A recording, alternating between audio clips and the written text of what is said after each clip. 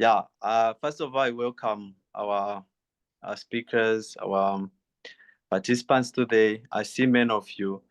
Uh, yeah, you can please keep sharing the name and where you're joining from. Yeah, just to know more about you. So, without further ado, I would like to first of all welcome you, everyone, to our special webinar today. I'm really happy to have you all here, especially for our beautiful topic today. So, as WMI scholars, we know that giving back to our community is a big part of ourselves and a big part of who we are. But sometimes meeting the 100 required volunteering hours can be somewhat challenging. And that's why we've brought together amazing scholars, our speakers, who have been doing incredible work in volunteering in communities, fellowships, and even online. So each of our speakers today will share how they started and how they manage their time and how they use their passion to make a real difference. So we get also practical tips and fresh ideas of to help you plan your own volunteering journey and reach your goals and reach even beyond those 100 hours required minimum. So without further ado, I would like to introduce our speakers today, starting from Femi Daniel, who is from Nigeria, who is also part of Global Advisor Board member. Is an eye doctor from Nigeria who helps children communities see better through free eye care program. He uses his skills to volunteer and improve lives, especially in schools. We will also have Sylvia Peace from Kenya. She has been helping her community for many years. She focuses on education and youth support and always finds a way to keep giving back, even during those hard times. We also have a pleasure to hear from her. We also have Barry. He's a WMI scholar from Nigeria with over 3,000 hours of volunteering work. He works in health and youth programs and is great and at managing his time to make a big difference. So we also hear from Badeng, a medical work from South Sudan, who volunteers in both hospitals and local communities. He's most known for finding simple ways to help others while doing his job. Finally, we also hear from Rebecca from Nigeria, who has volunteered in many areas like science, leadership, and environment. She enjoys helping others and encourages young people to start where they are. So we have our speakers speaking about their questions that we prepared for them, that we help us to earn our objectives. Um, I would like to start from Daniel. Daniel, can you hear me, Dr. Femi? Yes, Dustin, I can hear you. Hello, Oh, perfect. Thank you so much. Thank you for hello, sir. joining us. I want to I would tell like guys, to ask you. okay, like this house I do, I dey go. This White House, eh? So, is it a random voice, a question? I think somebody on the participants. Oh, oh, perfect. Let's continue. So, Femi, I would like to ask you, how can someone start their own community services project and use it to report their scorers volunteering hours? As like you have your own program now, and how did you make the best of it in planning for volunteering hours? If you could please share us some insights. Thank you. Okay. Yeah, thank you, Dustin, and good afternoon, everyone. First of all, we need to understand what volunteering means. Volunteering is the purest form of giving back to the community that you are in. It's an intentional heart, to give services to those who actually needs it without expecting any monetary reward. but creating impact and helping the community solve a realistic problem.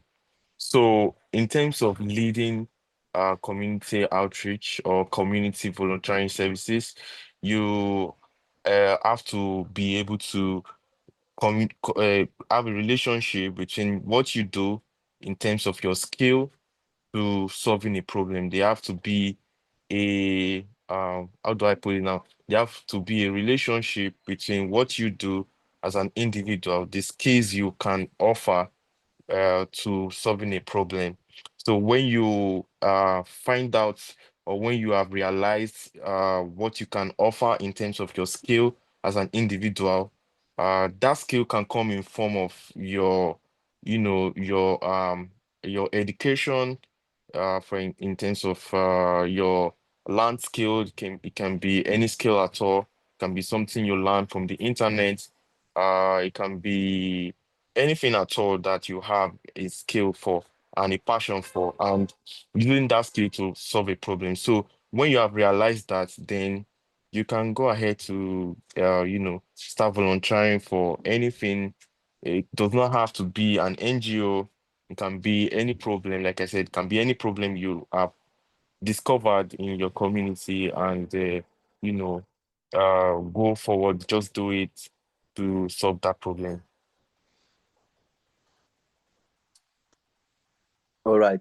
Thank you so much, Dr. Femi. I would like to hear from Bale. Let me know if you could please hear me. Bale, can you hear me? Yes, I can hear you. I can hear you. Oh, perfect. Thank you for having me. So, I can hear actually, you. yeah, I'd like to ask you, but like, Hello? you've done more than 3,000 hours of volunteering, which is really perfect, beyond perfect. So, I would like to ask you, how did you manage your time and choosing the right project to make sure you have such a big impact? Okay, very much.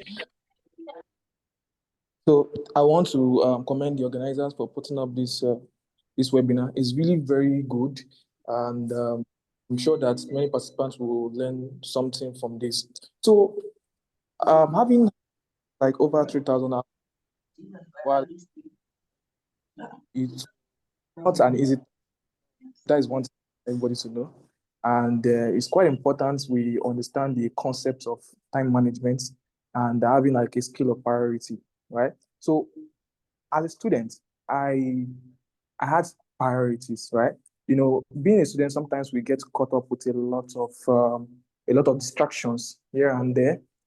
So we need to be actually be focused and be um, um, focused on our goals. Our primary assignment in school is to achieve academic excellence.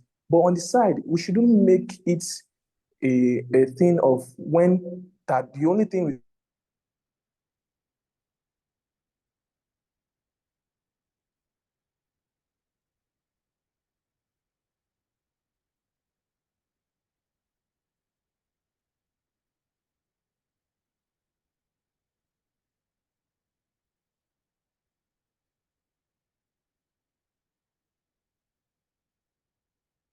Uh, can you guys be able to hear from Bale? No, I think his network went so off a bit. Maybe while we are waiting for him. Bale, can you hear me? He's gone. Perfect. So in the meantime, waiting for him, I would like to have again Dr. Femi with this question, like from your understanding, Dr. Femi, and your experience, and what kind of work can be counted as volunteer works? Uh, okay, can you hear me? Yes, So, please. what kind of works can be counted as volunteering work? Anything at all that creates impact to the community, that actually solve a problem in the community. Solving a problem in the community has to be carrying out a need assessment. Does this problem actually exist in this community? because you want to create impact, right? So, and there's a story that says that uh, a problem you see from your own point of view, or probably you are in another community, and that is why it is important to actually try to volunteer in your immediate community.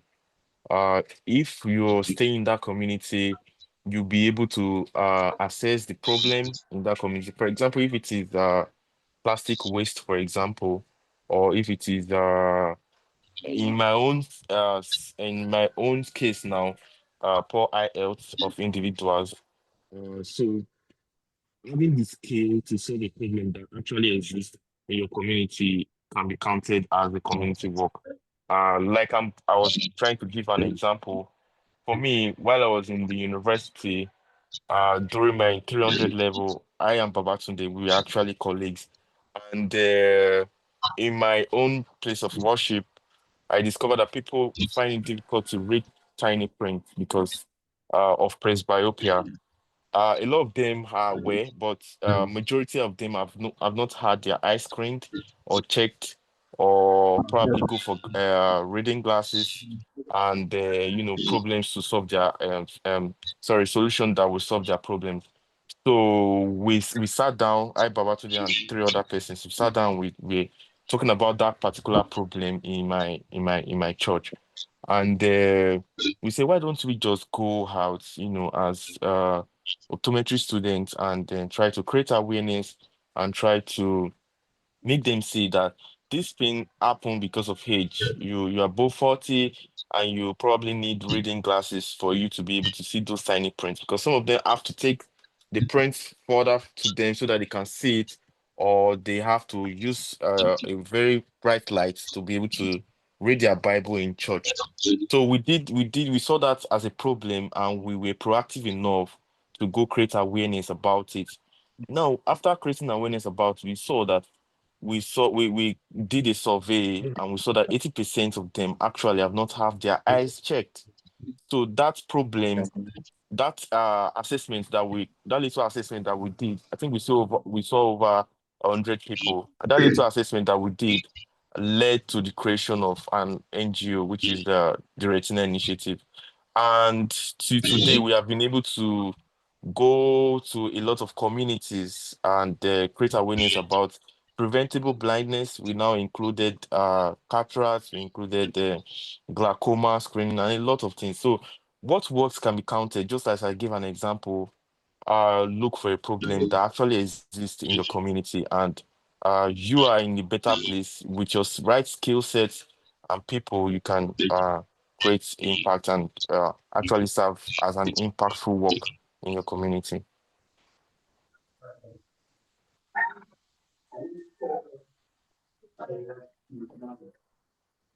Over to you, Gaston.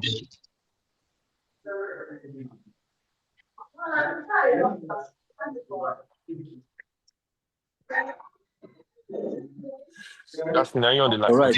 Okay. Thank you, Dr. Femi. Um, I'll, let me confirm if Barry is back again.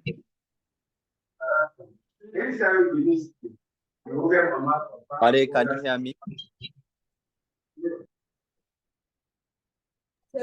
Okay. Sorry? I can hear you. Yes, please. So, I would like you to give more insights also on what Dr. Femi was sharing us. From your understanding and experience, Bale, what kind Yes. of work can be counted as volunteer work? Okay. So, I want to thank Femi for sharing that insight. It took me back in memory lane. I started talking about what kind of volunteer work that one can get involved in as a student.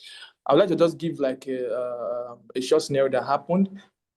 That project that Femi was talking about, we went to a church to assess the need and carried out an intervention that brought about the establishment of the Retina Initiative, the non-profit organization that we both work at.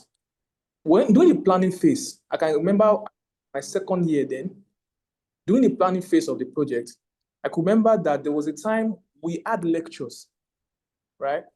Lectures was ongoing, and the school, sorry, the place that where we wanted to do the intervention that called us to come and meet with the stakeholders there. They called us during when the lecture was happening, and we were like, what can we do? We're having lectures now, and these people just called us to come and engage with them, and this shows that there's like big sacrifices as a student that you may need to make in order to engage in volunteering work, and you also need to leave your comfort zone, because we could also remember then that when we were telling some of our colleagues, some of our roommates, some of our blockmates that, oh, we are engaged in some of these programs, like Millennium Fellowship that we did in 2019, myself and Femi.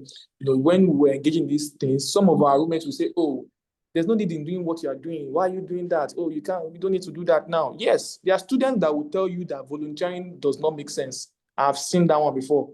And Femi can attest to that. There are students that will tell you that this is not the right time for you to volunteer. Right? They will tell you that. And believe me, like being a graduate scholar, I can tell you the best time for you to volunteer is when you are still a student.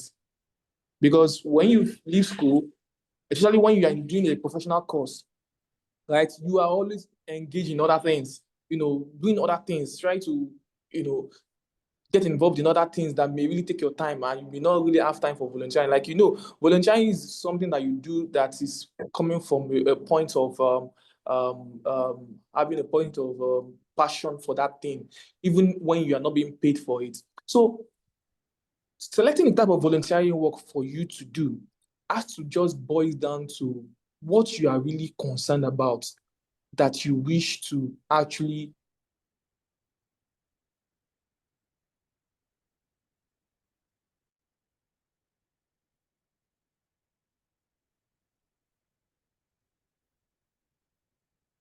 Hello, Bale.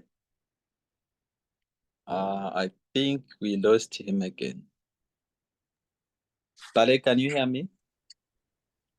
Okay. So let's continue with our next speaker, Sylvie. Let me please know if you can hear me.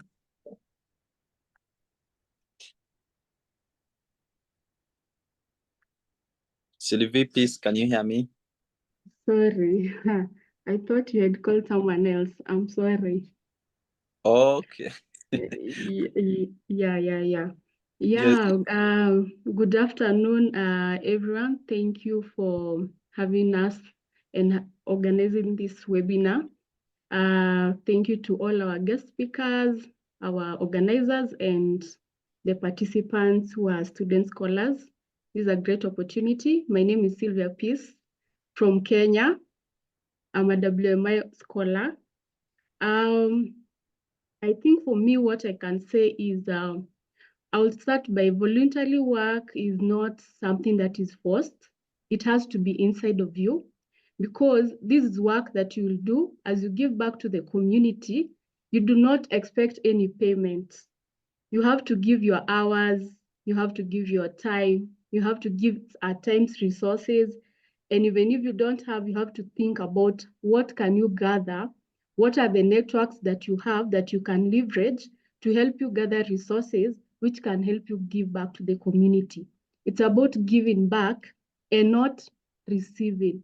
So I would advise, for me on my end, if you want to engage in voluntary work, it has to start from within, because you can't do something that you don't like. You can't do something that it is not from you. And for me, when I started voluntary work, I remember, I think I was in primary school, and we used to go to children's home, and that made me open, it gave me an eye opener to the needy people in the society, and even how I interact with people around me. I cannot just assume, just because maybe today when I slept, I had some food to eat, that everyone has food to eat. I cannot assume because I have clothes to wear, everyone has clothes to wear. And this gave me an eye opener. And I started asking myself, what can I give back to the community? You don't have to have a lot of resources for you to give back to the community. What you have to do is have a heart for people. For me personally, I always have a heart for people, because I always ask myself, even though I don't have much, but whatever I have, I can share with someone else and they will appreciate what I've shared with them. And I think for me, it has been great opportunity. I have done this since primary. I did this in secondary, and now as in campus, I've also been doing this. And I've partnered with so many, like you partner with universities, organization. When you go somewhere, you do networking with people, and you get to see there are so many opportunity out there. You can also work with your passion. What do you love doing? If you love dealing with children, you can go to children's home and offer them compassion, play with them, maybe mobilize your fellow students, you contribute stationery, clothing, and go and donate to them. If you are passionate about the environment, you can do tree planting. You can work with organization clubs within the university that are environmental based. You can plant trees. If you are passionate about the medical areas, you can volunteer. You can volunteer with organizations like, for us in Kenya, we have Red Cross. You can always go and volunteer and work with them. You can volunteer with NGOs. There's a time I remember I also volunteered with Nairobi Hospice here in Kenya. They deal with cancer patients. Then I didn't have a lot in the medical background, but what I knew is I had a passion to give back. So I would volunteer, you'll go there, help them cook, interact with the children, and I would even appreciate and tell God, thank you because I'm alive. Even though I don't have everything, there's someone who can't even feed because they are sick. So voluntary work, there are so many areas. You can look around your environment, you can check the people you're living with, and you can identify gaps and check what are the skills that God has given you. Even the fact that you are alive, that is an added advantage and you can contribute to someone else. So I think for me, that's what I can say about voluntary work. It's about having that passion. It's about loving people in the community. Yeah, thank you. Thank you so much, Sylvie. As a reminder for speakers, let's please not take more than 2 minutes. This is not a comment specific for Sylvie, but for all our speakers, as we will have more time even for our participants to ask more questions. So I would like to welcome Badeng. Can you hear me? Yes, I can hear you. Yes, please. Yeah, let me say good evening, good morning, and afternoon to wherever you are. Badeng is my name. Actually, according to my understanding on the voluntary work, voluntary works is any kind of activity which you do willingly. Let me say it without paid in helping the community or organization. This could be maybe community outreach, could be mentorship, could be maybe helping in the hospital, donation. I agree with previous speaker who say that community outreach, volunteering, it is all about passion and love because we all have that objective. When we are doing something, we do it to the community. So community outreach and volunteering are mostly based on the passion. So without paid or helps, this range from teaching and even organizing the event and environmental cleanups to beautify your community. So that's what I can say about volunteering activities. Thank you. Thank you so much, Badeng. Let's hear from Rebecca. Rebecca, please, over to you. Okay, thank you very much. Please, can you take the question again? Yes, please. Rebecca, from your understanding and experience, what do you consider as volunteering works? All right, thank you so much. From my understanding, voluntary work has to do with you dedicating your time, your skills, your money, resources sometimes, which could include your money, some personal properties, and some other things you have. So just like someone has initially said, I think that was peace. It also comes from a place of love and a place of sense of belonging. Yeah, because if you feel compassion for those around you and you see that there is a gap from which you could help, there is a space from which you could contribute something to make the place better, you see yourself being able to contribute to that. So this is a work that you do willingly without expecting any payment from anybody, in as much as there could be benefits from it at the end, but from your heart, you are doing it without expecting a payment. So, and it could also vary from different focus. It could go from environmental to health, to research, to technology, to community development. There are a whole lot of community works that we can do. So I will just take it there.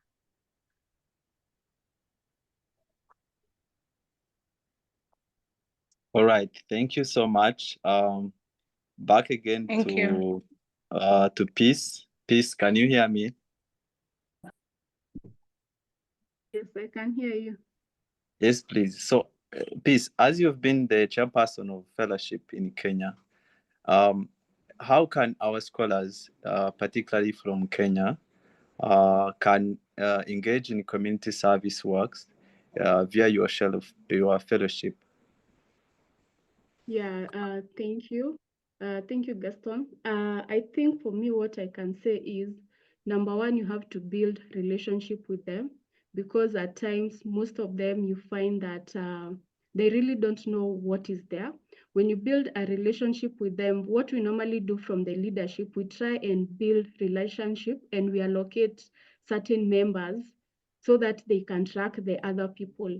So with that, they are able to be alert and know what is happening. Apart from that, we have our WhatsApp platform whereby we communicate and we ensure that everyone gets the communication of all our activities.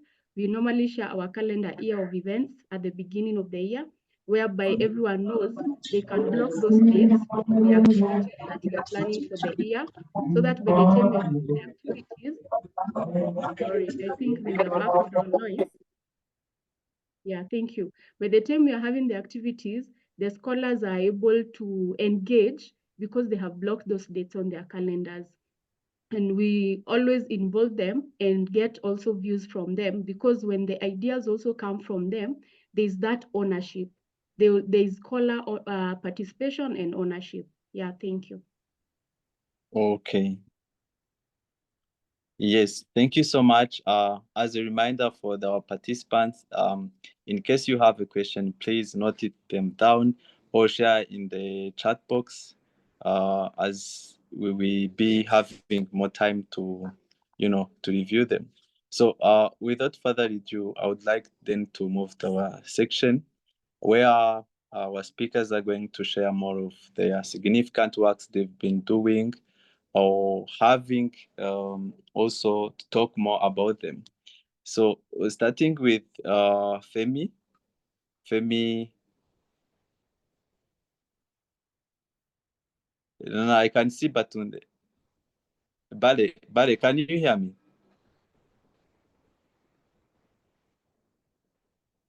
Yes, Can you hear me? I can hear you. Yes, please. Would you be able to talk or showcase one of your significant works you've done, so as to give an example to our scholars, please? Okay. In the midst of various volunteer activities, the most significant of them all will be our works in eradicating preventable blindness in underserved communities. Now, we need to actually understand the importance of preventable blindness in the community. There's a saying in Nigeria that's Ojulobara. It means that the eyes is the king of the body, right? And It's may interest you to know that Africa, as a continent of the world, suffers from of preventable blindness, right? I was in the research, I observed that in over 90% of people suffer from preventable blindness, which is something that is a cause of concern. So this actually motivated us to actually carry out volunteer activities in order to ameliorate these problems in our community through community outreach programs, through advocacy campaigns, through trainings on cases of ocular emergencies, eye injuries, and even myself and Femi, we even wrote a research article on eye emergencies in Africa. It was a systematic review. We actually looked, the title of the article, you could check it out, is the low treatment rate of eye emergencies in Africa, seeing the unseen, right? So because it's an unseen area in Africa, right? So we actually evaluated all African countries and how the prevalence of eye emergencies was affecting their population. And it made us to get some insights that has to do with policy making and also building infrastructure. So it is an important aspect of global health. So I would like Femi to also emphasize more about what we do in our volunteer activities. Thank you. Okay, thank you so much. Femi? Yeah, thank you, Gustin and Babatunde. So to add to what Babatunde have been saying, we at the Retina Initiative, we have been doing a lot of community works. That alone is not what I actually we do. We do a lot from school high health, going to schools to, create awareness about preventable blindness because blindness in a child who has not even gotten to 18 is really devastating. So we have been able to go to a lot of schools, create awareness about preventable blindness, and these children are now aware that it is not that they are abnormal for them not to see the board. They now know that they just need glasses to be able to see the board clearly, or their glaucoma that have been diagnosed actually can be prevented from making them go blind. We have been able to go to the slum, the slum of the slum in Lagos, Makoko. We have been able to go to Makoko and create awareness about preventable blindness. And we also saw that there are a lot of challenges in this area. For example, these people, their source of living is basically fishing. And as a result of that, they have grown some complications in the eye for like pterygium. They have growths in the eye that severely affects their vision and also affects their economic productivity. We have been able to go to that community and create awareness and also invite other people like the Alien Ants Earth Society, which we try to perform surgeries, cataract surgeries, and then pterygium excision for people. So you can see that um, volunteering does not just end in the university. It's something that continues even as you go ahead in life. So just for other people to be able to say something, I will stop here. But I will say that significant work we have been able to do in Retina Initiative has been amazing. And if not for WMI, helping us, we would have been able to go this far. Thank you. Thank you so much, Femi. Over to Rebecca. If you could please take us through the work you've done through your volunteering hours. If you could please talk more about them, and if possible, you can please show us. All right, thank you so much. Talking about some of the works I've been able to do, one of them is a campus clean community service work, which focused on climate change and environmental cleanliness. So, in my university, we have this situation whereby we always discuss which hostel is the cleanest, which hostel is the dirtiest. And there's this particular hostel we call NDDs. Everybody's always like, NDD's hostel is the dirtiest, Mandela Boys hostel, followed by it and all that. And there were no people who were standing up to take action. So, but then there was this person who stood up and decided to take action. But then he needed some volunteers to work with him. He needed people who would be able to join his force to, to bring this to come to pass. So I volunteered as one of his team members, and we went ahead to do the campus cleaning. It was something we did for like a month plus. In fact, it is still continuous in as much as I've graduated right now. So the guy, I would say he actually did it based on political ambition, because then he was, campaigning for the SUG skill position in my university. But then for someone to think about something like that, it still means like I don't want to discredit his intentions at the end. So at the end, I would say that we were able to provide solution to that particular sanitation aspect. And in providing the solution, we were able to achieve two key things.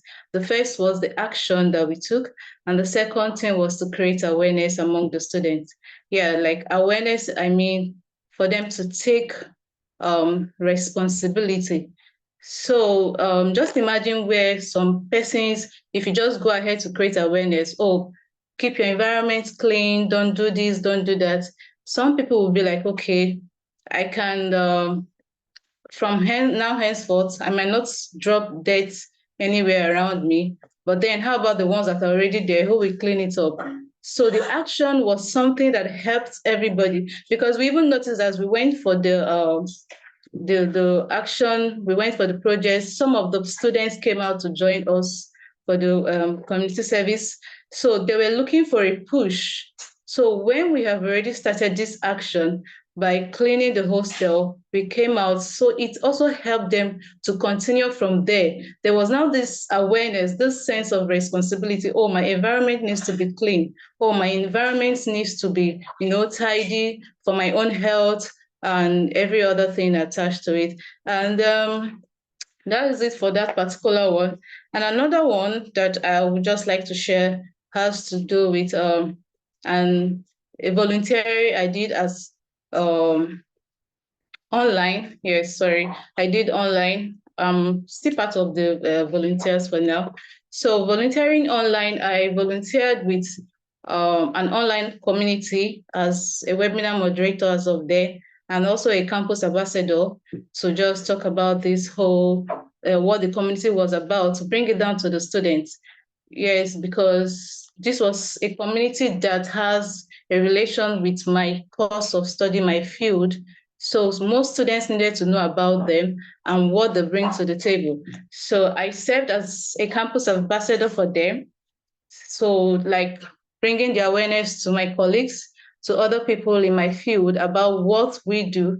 So, but then this year, that was last year, 2024, this year, I also started as a team lead for their technical sessions. So what we do here is we invite professionals from the industry to come and talk about some topics that we need to learn.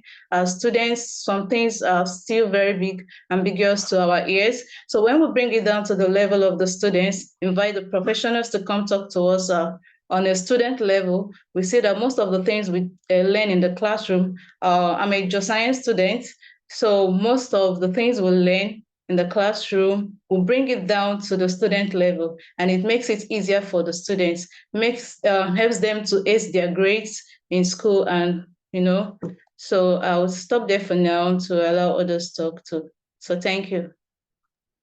Thank you so much, Rebecca. I'm quite sure, as far as we are now, our scholars are asking themselves, like, how did you guys manage to get such opportunities? Because sometimes you find these opportunities very limited for a specific number of people. And we believe there are some strategies you've been, using to get those opportunities. So without spending much more time, let's please hear from each of our speakers at least 1 minute. We need to respect 1 minute, please, to share our participants exactly how did you guys manage to get these opportunities. Shall we start with Rebecca, as you mentioned, please? All right, thank you very much. The first thing I would say as a student is get involved in your department. Get involved. Join the student associations in your university, because those are the places I can say we can get some of those opportunities. For instance, I would just say, because of time, when I got admission, sorry, I initially was not going for geoscience, but when I was offered the admission, I had to do some.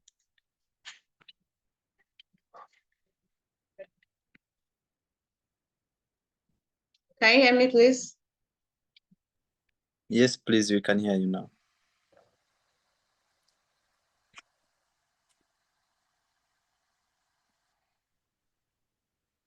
I think we lost Rebecca. Femi, would you please, just a few seconds, share us like how you managed to get the opportunity? Okay, just to add like what Rebecca said, proximity for me, you start from your immediate community.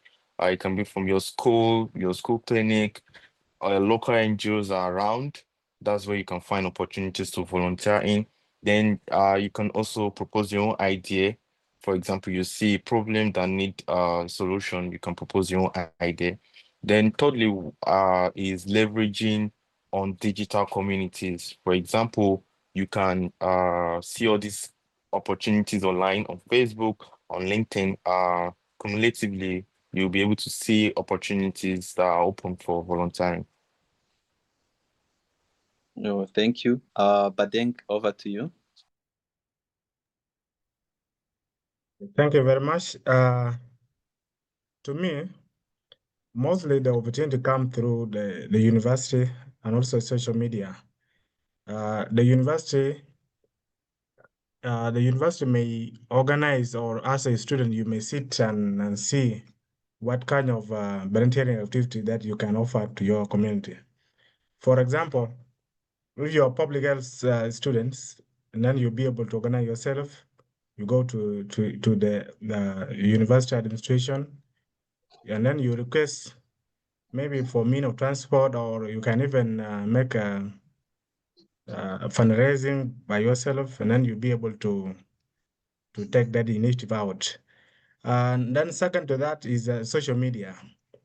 We know nowadays social media is very important. There are so many ways. In the LinkedIn, you find those opportunities that are being shared with you, and then you'll be able to take some, or you apply with which mean of community volunteer or community service that is good for you. And then also the local NGO and some organization.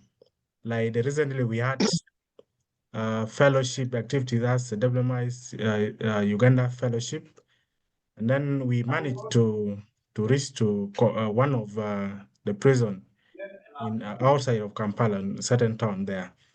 So we raised some donation item, and then we managed to also carry mental health awareness. We had a group discussion with them. So these are few opportunities that I may say that can help our students to get, so that they be able to go with their community activities. Thank you. All right. All right. Thank you. Rebecca, are you back? Yeah. That, like I was saying, can I go ahead? Yes, please. We can hear you. All right. All right. Like I was saying, you start from your department as a student. In fact, before you graduate, I think it's very important to start volunteering as a student, because most of the opportunities you get them as a student. So you start by joining organizations in your community, in your departments, in your faculty.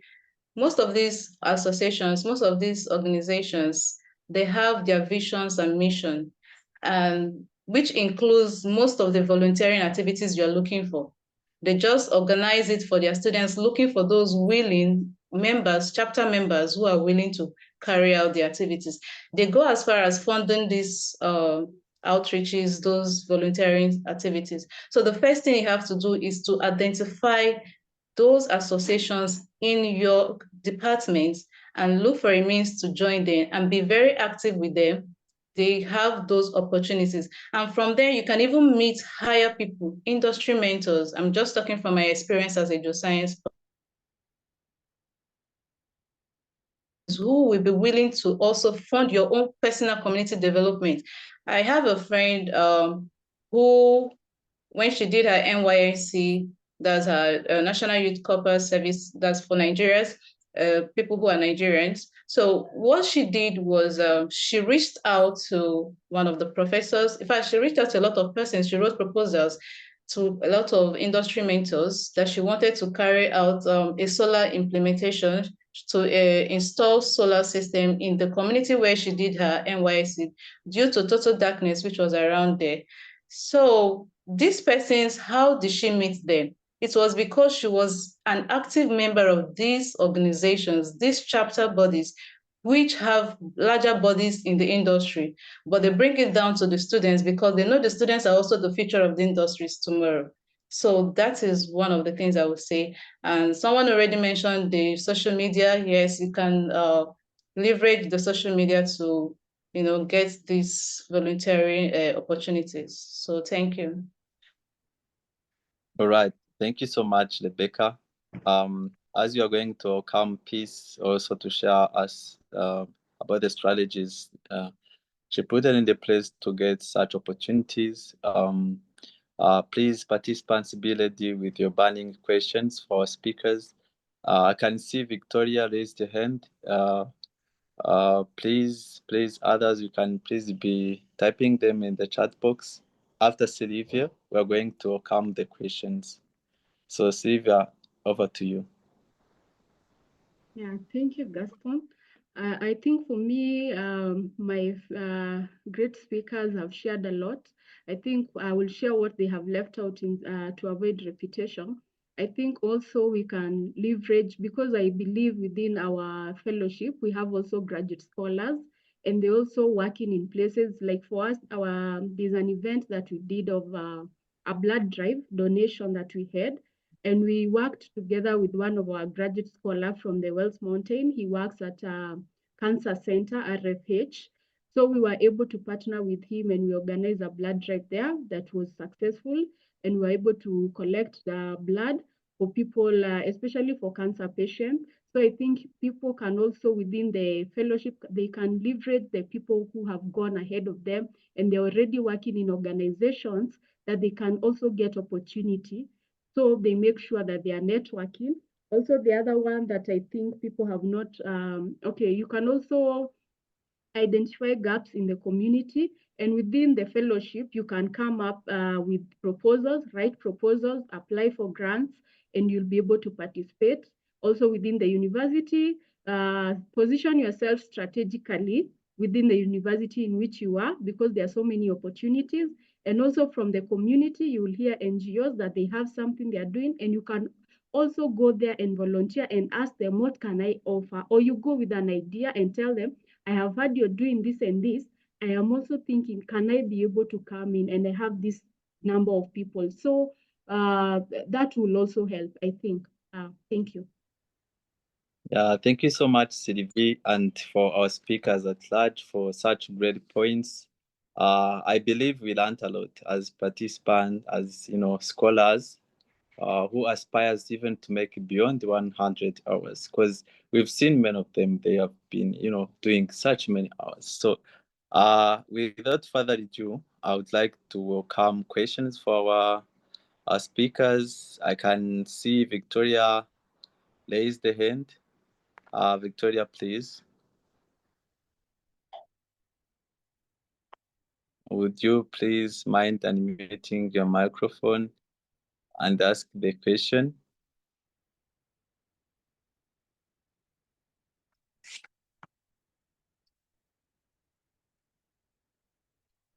Or anyone with a question, please, you can raise the hand or type it in the chat box. I will please read them.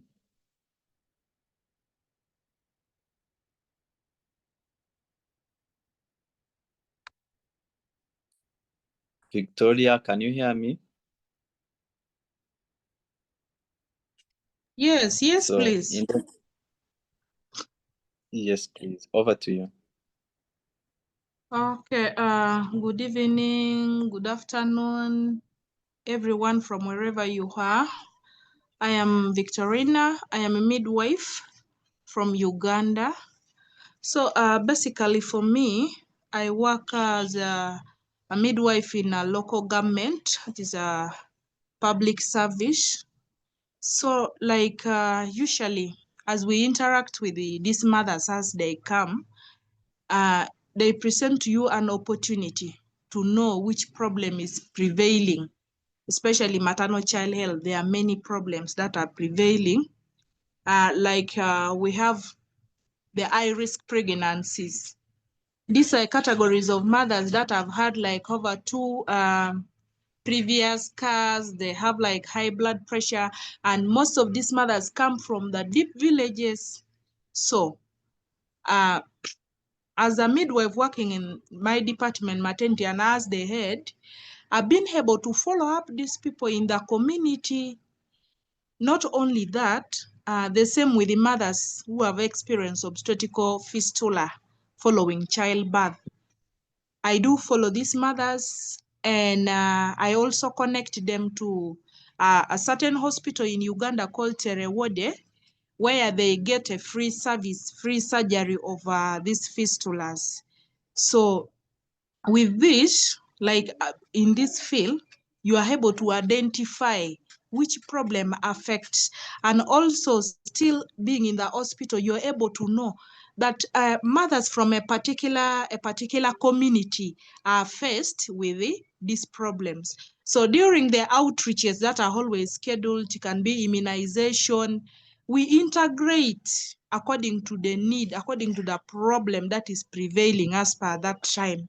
Sometimes you find that in some communities, the mothers don't come for antenatal early, they come late. So during these outreaches for immunization, you go and you give them the package of such kind of information. Thank you.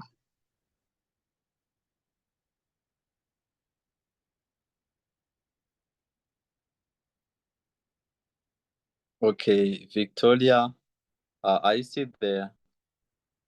Yes. Yes, please. Thank you so much.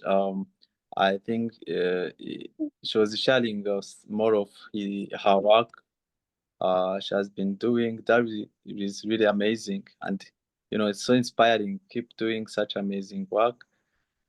And I can see more people has raised the hand. Bale, you raised the hand. You just wanted to speak.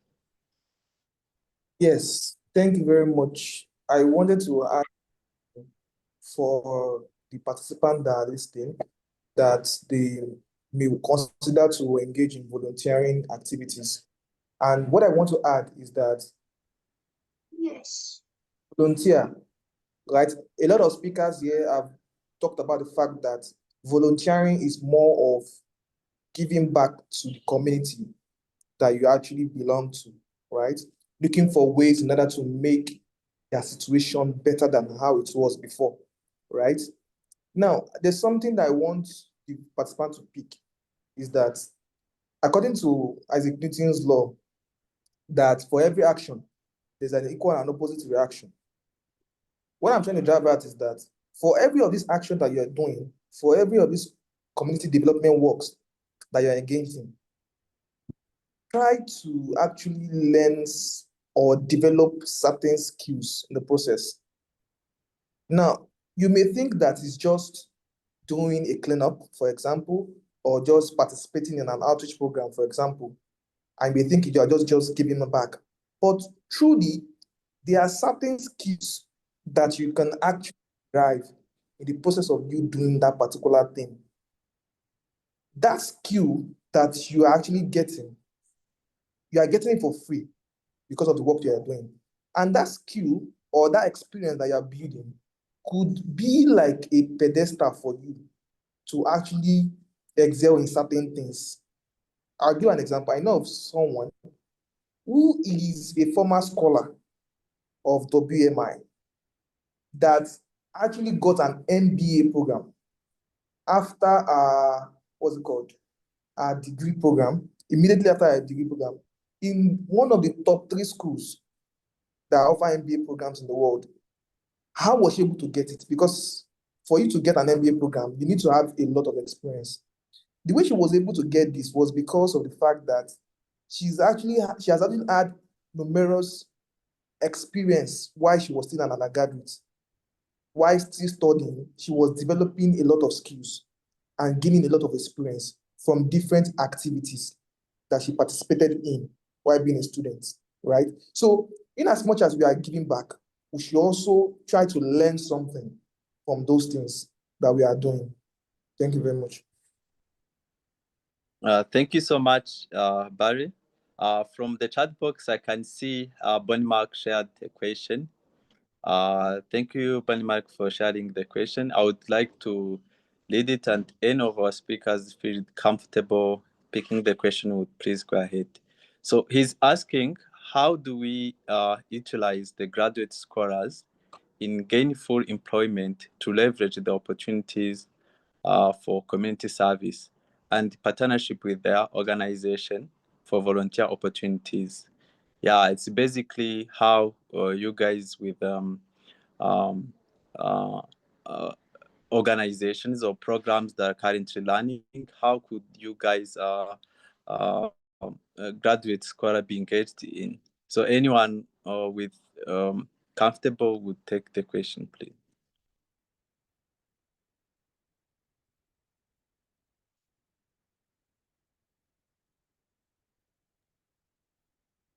Hi, Hi, Peace. you can hear me. I think I can take that one because we have recently done an activity in May whereby the activity that we did, we were able to leverage the network that we have with one of our graduate scholar. For us, what we normally do is you make sure you build a relationship. You're not just reaching out at that moment because you want them to connect you. You ensure that within our fellowship that we have a mentorship program where we have our graduate scholars connected to our student scholars in different fields. For example, if you're in the medical field, we connect you to the student scholars in the medical field. So what we need to do there is we connect based on the field that you are in. If you're in the finance, we connect you with the people who are in the finance. So we were able to connect with this graduate scholar from our fellowship who works there at the RFH Cancer Center. And he came in with a lot of support because even in the finances, they were able to finance like 80% to 90% of that activities was financed by the RFH hospital, and it is among the top 4 cancer center we have in East and Central Africa. And they were able to sponsor us as WMI scholars, and we did our activity. They donated everything, the equipment, they came up with the partners who are the Kenya Blood Donation, the Ministry of Health. So if you have good relationship and you keep building them, when you have an idea, you can always go and talk to them and they will always support you. I think that's what I can say. Yeah.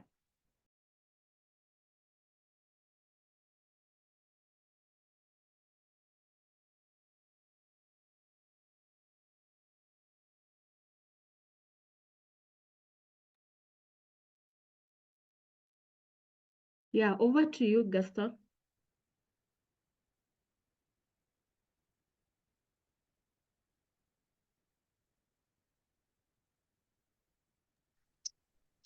I think I don't see Gaston here, where he might have faced some kind of internet connection. But anyways, do we have more questions?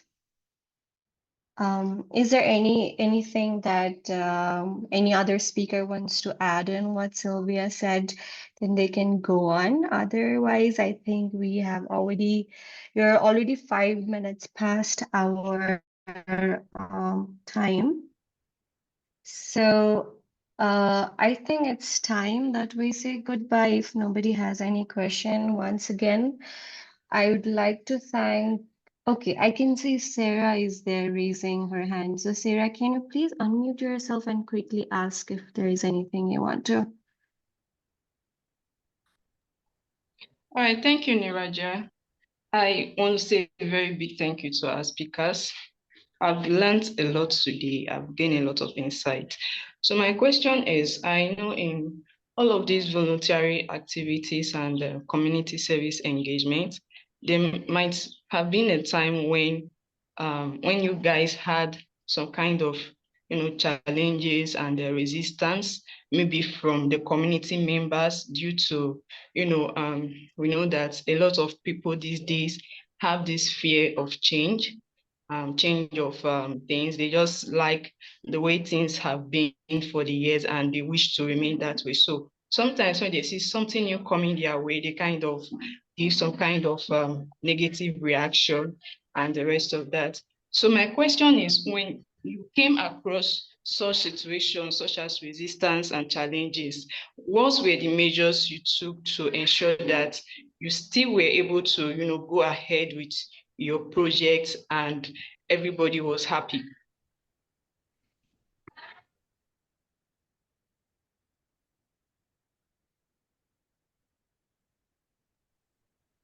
Yeah, can I take that question? Yes, please. Okay. Yeah, thank you very much, Tara, for the question. I think everything starts with assessment and also the needs from the community. So when you want to carry out volunteer activities, you have to find the problem and also involve the relevant authority so that they will be able to help you. Because you cannot just wake up from your place and then you go. Maybe, for example, someone is compound or someone is garden and then you whips. So that is not the case. So I think you have to first carry out the consultation and then you'll be able to get the approval. Thank you. Yeah, thank you so much. I think this marks the end of our webinar. I would like to thank you so much for your participation, insights, and engagement.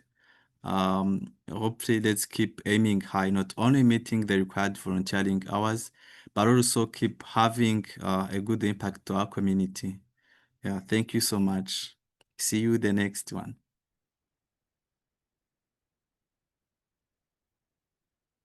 Bye.